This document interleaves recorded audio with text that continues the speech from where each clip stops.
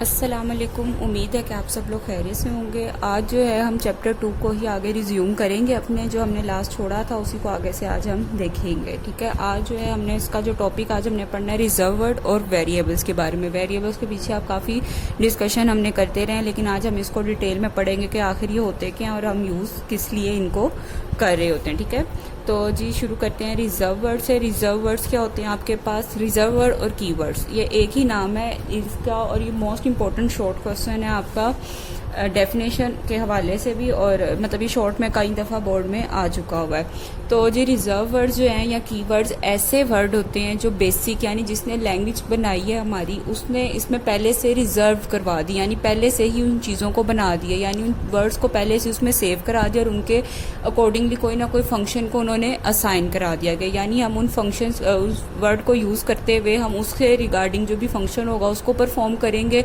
और हमारा काम हो जाएगा। यानी ये पहले से ही इनको रिजर्व करवा दिया गया, ये ऐसे वर्ड्स होते हैं।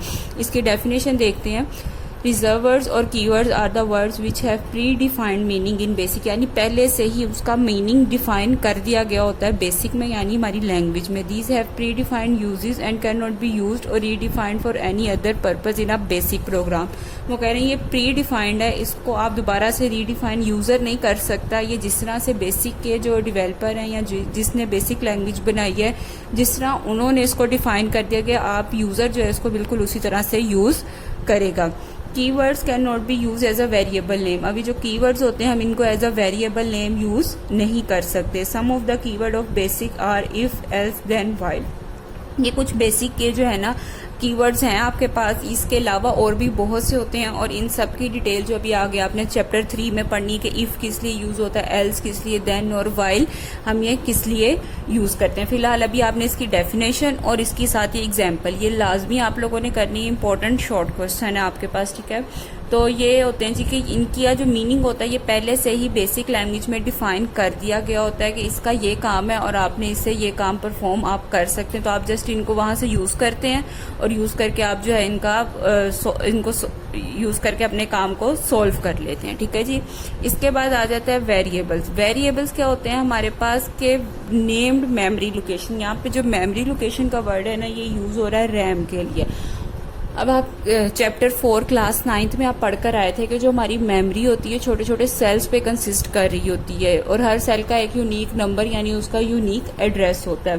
तो सेम उसी तरह ये है कि वेरिएबल्स जो भी होते हैं हमारे पास ये हमारे कहाँ पे स्टोर हो रहे होते हैं, हमारी मेमोरी में जाके सेव हो रहे होते हैं, यानी उस सेल में कहीं भी इसको जगह मिल जाती। मेमोरी का एक एड्रेस होता है, एड्रेस जो होता है उसे हमारा कोई लेना देना नहीं होता, वो सीपीयू और मेमोरी को पता होता है, वो उनके काम के लिए, कंप्यूटर के काम के लिए वो एड्रेस होता है, ना वो हमें पता होता है, ना उस एड्रेस से हमारा कोई लेना देना होता है, ना ही हमें जो होता है वो उसके पता होता है कि उसके बाद नेम आता है। जो भी हम वेरिएबल का नाम रखेंगे वो क्या हो जाएगी, वो वेरिएबल का नाम आ जाएगा, और जो भी हम वैल्यू साइन करेंगे वो क्या चली जाएगी हमारे उसके मेमोरी के सेल में स्टोर हो जाएगी उस वेरिएबल के नाम से।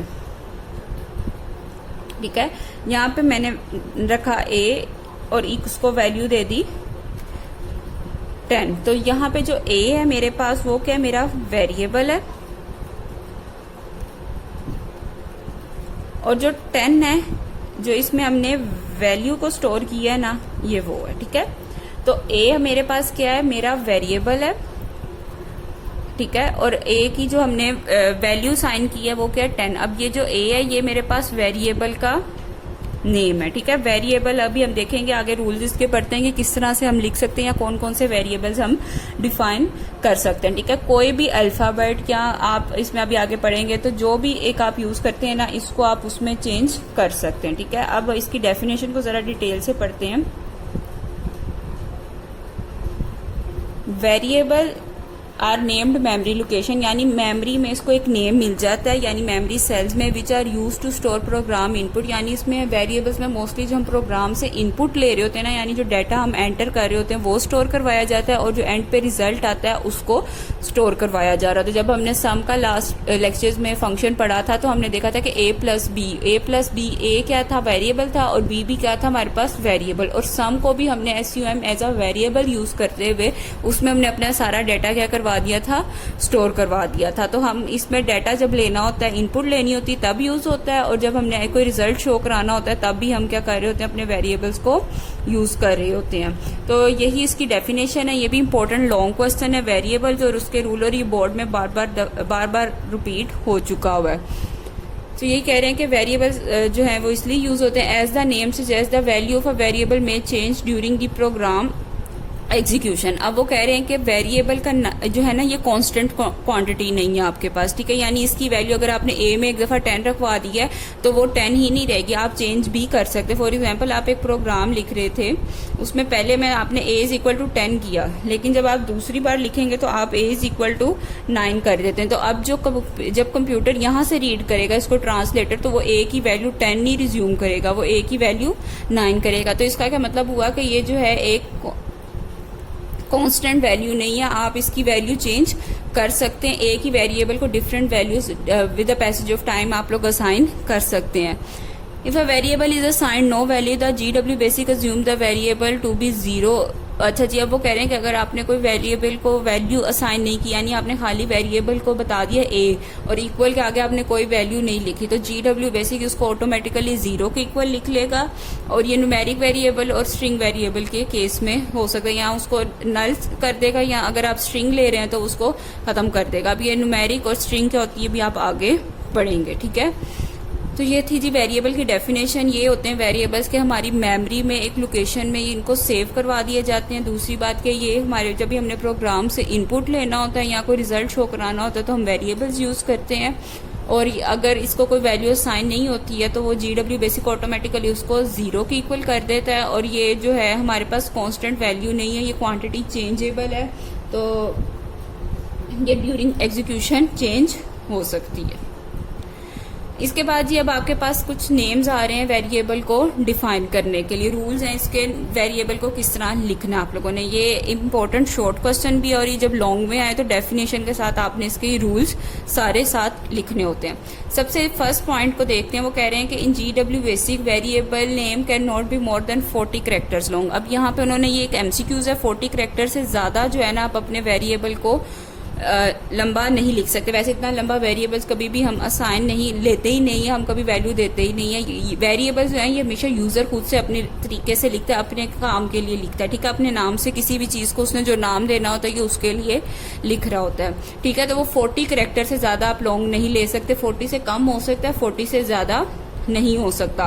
सेकंड वो कह रहे हैं द वेरिएबल में contain alphabets both upper case and lower case number and the decimal point. वो कह रहे हैं कि जो वेरिएबल्स नेम है उनमें हम अल्फाबेट यूज कर सकते हैं, अपर केस और लोअर केस दोनों यूज होंगे, नंबर्स भी यूज कर सकते हैं और डेसिमल पॉइंट्स भी यूज कर सकते हैं हम लोग, ठीक है।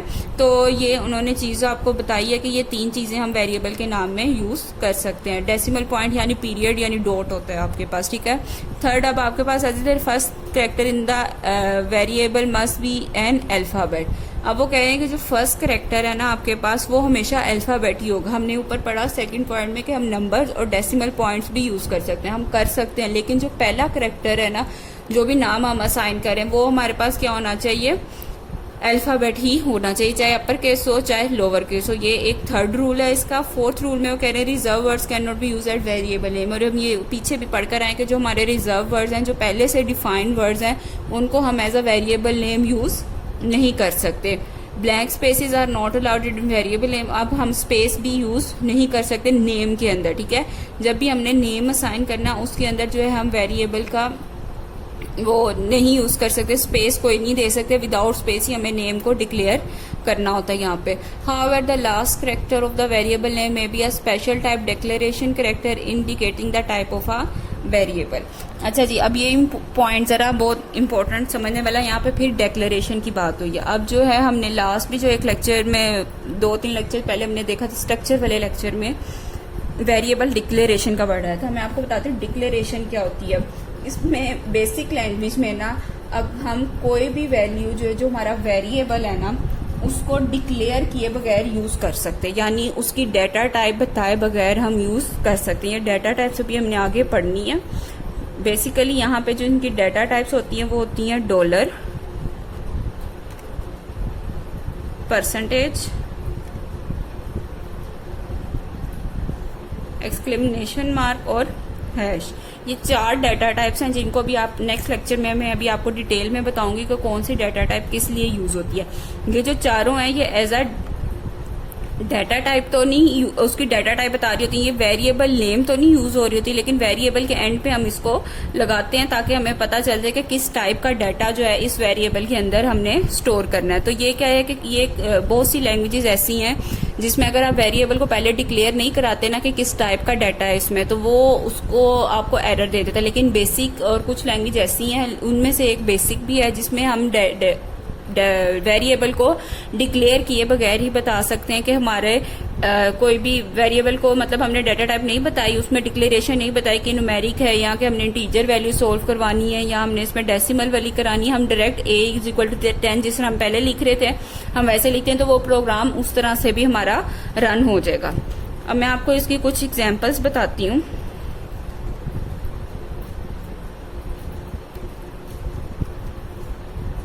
ठीक है जी, जिस तरह हमने किया a = 10, तो a क्या था हमारे पास, एक हमारा वेरिएबल था और 10 उसमें हमने वैल्यू स्टोर करा दी। अगर मैं लिखती हूँ ABC = 18, तो ABC क्या है हमारे पास वेरिएबल, और आप देखेंगे मैंने इसमें बिल्कुल भी स्पेस नहीं दी। इसके बाद अगर मैं कहती हूँ कि A.B, क्योंकि हमने देखा है कि हम नंबर लिख सकते हैं इसमें, हम जो है पॉइंट यूज कर सकते हैं डेसिमल, उसको भी मैं कोई ना कोई वैल्यू असाइन करा देती हूँ, तो ये भी मेरे पास सही है। अगर मैं कर देती हूँ A123B, तो ये भी एक वेरिएबल है मेरे पास और इसमें भी हम अपनी वैल्यू असाइन करा सकते हैं, क्योंकि हम पीछे पढ़कर आए कि हमारे पास करेक्टर, नंबर्स, अल्फाबेट्स और डेसिमल पॉइंट यूज हो सकता है। इसके बाद जो लास्ट है उसमें हम क्या करते हैं कि जिस तरह मैंने कहा A और इसको मैंने एंड पे लगा दिया इसके साथ परसेंटेज, और इसमें मैंने वैल्यू लिखवा दी फिर कोई भी 20 या 30। तो ये परसेंटेज का क्या काम है ये भी हम आगे पढ़ेंगे। तो ये क्या है कि A जो है ये सिर्फ नाम है, परसेंटेज जो यहाँ पे इसकी डाटा टाइप को रिप्रेजेंट करेगी। कौन सी डाटा टाइप है ये भी हम नेक्स्ट लेक्चर में पढ़ते हैं, तो आपको ज्यादा अच्छी तरह से समझ आ जाएगी। ठीक है, तो ये तरीके होते हैं जी वेरिएबल को डिफाइन कराने के। ये हमारी मेमोरी में स्टोर हो जाते हैं, रैम में जाके इनको एक सेल में कोई सी भी जगह मिल जाती है, और उसके बाद जी ये हमारे पास इसके कुछ रूल्स हैं जिनको हमने देख लिया। उम्मीद है कि आज का लेक्चर आप लोगों को समझ आ गया होगा। इसको अच्छी तरह से लर्न करें। ये एक शॉर्ट है और एक लॉन्ग क्वेश्चन है आपके पास, और उसमें से कुछ MCQs हैं जो मैंने आपको मार्क करवा दिए हैं। इसके अलावा अगर आपको इस लेक्चर में कोई भी कंफ्यूजन हो तो आप लोग मेरे से पूछ सकते हैं। ठीक है, अल्लाह हाफिज।